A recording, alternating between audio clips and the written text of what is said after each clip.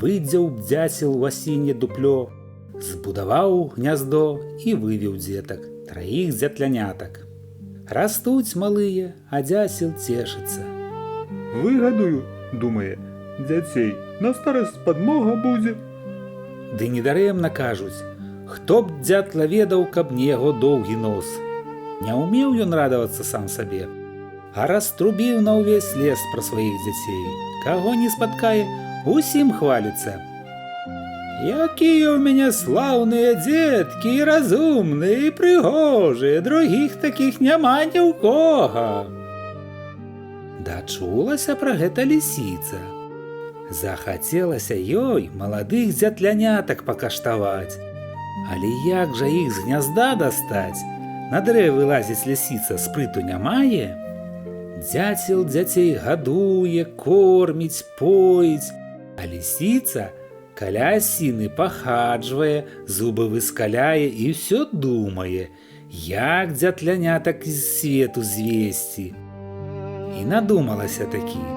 Падыходзіць аднойчы да асіны, ды давай хвастом па камлі стукаць. Высунуў дзяцел галаву з дупля. Што ты, лісічка, робіш? Навошта маіх дзяцей пужаеш? Вось як, кажа лісіца. Дык у цябе і дзеці ёсць. Ёсць, адказвае дзяцел. і такія ж слаўныя дзеткі. Ну дык выганяй іх вон, ды сам выбірайся, бо я зараз буду дрэва секчы. Навошта табе гэта дрэва? Пытаецца дзяцел. Як гэта навошта? На дровы папілую, у печы паліць буду. Ой, лісанька, ой, матанька, Пачаў прасіцца дзяцел. дай хоць дзяцей пагадаваць, тады і сячы сабе дрэва. Куды ж я цяпер з малымі падзенуся? А лісіца яшчэ мацней стукае хвастом па дрэву. Не магу я чакаць, пакуль ты дзяцей пагадуеш. Хто ж вінаваты, што ты якраз на гэтай асіне гняздо зрабіў? Мала лесу было ці што? Яно то праўда, кажа дзяцел. лесу нямала, ды хто мог ведаць, што табе гэтая старая трухлявая асіна на дровы спатрэбіцца? Трэба было запытацца раней, чым гняздо рабіць. Злуецца лісіца. Сам вінаваты. Пачухаў дзяцел сваю стракатую галаву. Што ж мне рабіць, лісанька, дай раду. Аблізалася хітрая лісіца, пакруціла хвастом ды кажа. Скінь мне адно дзіця, тады не буду секчы дрэва. Падумаў дзяцел, шкада дзіцяці. Пачакай, лісічка, хоць да заўтра, просіцца ён. Дай хоць трохі з дзяцей пацешыцца. Добра, згадзілася лісіца. Прыйду заўтра. Сядзіць дзяцел ў дуплі, бядуе і ўсё думае, як яму ад лісіцы ўратавацца. Ды нічога прыдумаць не можа. Нічога не зробіш, прыйдзецца аддаць адно дзятлянятка, хоць двое яму застануцца. Тым часам прылятае да яго ў госці кума, шэрая варона. Так і так, кажа ёй дзяцел, апусціўшы нос. Не да гасцей мне, кумка, маё роднае дзіця лісіца адбірае.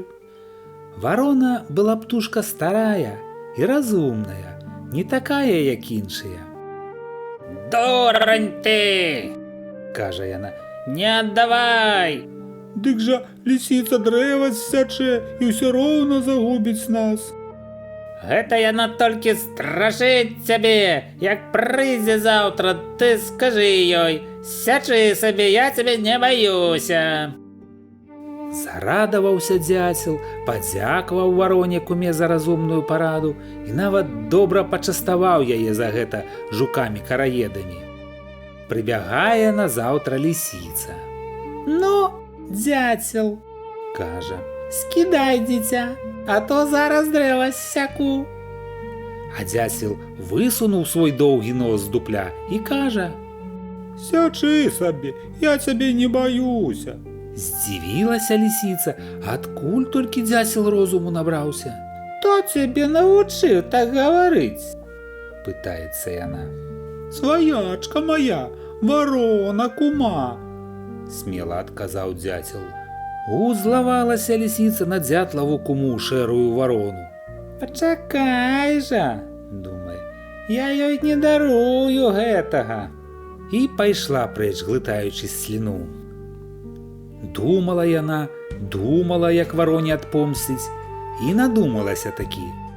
Выбегла на палянку, лягла і прыкінулася мёртвай. Убачыла гэта варона з дрэва. «Эге!» – зарадавалася яна. «Нядрэнная спажыва валяецца!» Тут яна крыллямі мах-мах і, як бачыш, каля лісіцы апынулася. Дзяўбанула спачатку ў хвост, каб праверыць, ці сапраўды лісіца мёртвая. А тая нават не зварухнулася, ляжыць, як дохлая. Варона пасмялела, падскочыла да галавы і ўжо намерылася дзяўбануць у ока. А лісіца як усхопіцца, ды цап варону за нагу. «Ага!» – зарагатала лісіца, выскаліўшы зубы. «Папалася мне на абед замест дзятланяці! Будзеш ведаць, як дзятла вучыць!» «Ну што ж, – кажа варона, – перахітрыла ты мяне. Цяпер я толькі аднаго баюся, каб ты не мучыла мяне так, як твая маці мучыла маю маці». «А як жа яна мучыла? Нешта я не памятаю». «Бо ты малая тады была». «Дык раскажы хоць», – зацікавілася лісіца. «Добра, раскажу», – згадзілася варона. «Было яно так.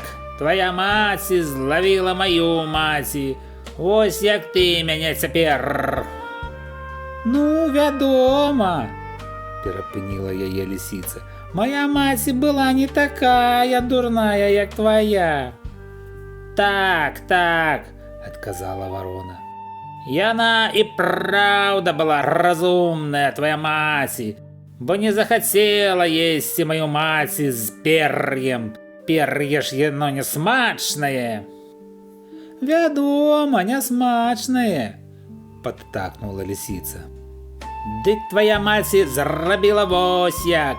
Узяла 2 рэшаты, усадзіла туды маю маці, потым склала рэшаты адно да аднаго, ды як пусціла з крутой гары, дык на маёй маці ні пярынкі не засталося, усё чыста асыпалася. Бррр!» – скаланулася варона. «Гэта самая страшная пакута для нас, варон». «Добра ж», – подумала лісіца, – «не буду я дурнейшай за сваю маці». Дастала яна 2 рэшаты, усадзіла туды дзятлаву куму, ды і пусціла рэшаты з крутой гары. Рэшаты раз'ехаліся ў бакі, а варона узнялася і паляцела на дрэва.